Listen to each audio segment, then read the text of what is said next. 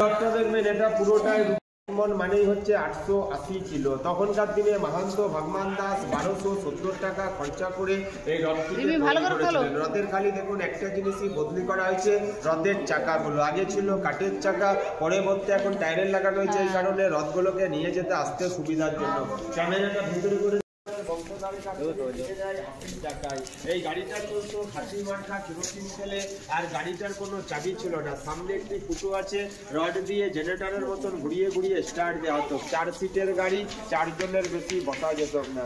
এই গাড়িটা ছিল হাসান আলী মির্জা নবাবের। হাসান আলী মির্জা নবাবের একটা পা না থাকার কারণে অস্টিন কোম্পানি হাসান আলী মির্জা নবাবকে এই গাড়িটা গিফট করেছিল। হাসান আলী মির্জা নবাব মারা যাবার পরে উনার বংশধরে গাড়ি চড়ার মতন সেরকম কেউ ছিল না, তো এই আশ্রমের গুরুদেবকে 80 টাকা মূল্য নিয়ে গাড়িটা বিক্রি করে, এর জন্য বলা এটা 80 টাকার গাড়ি। এবার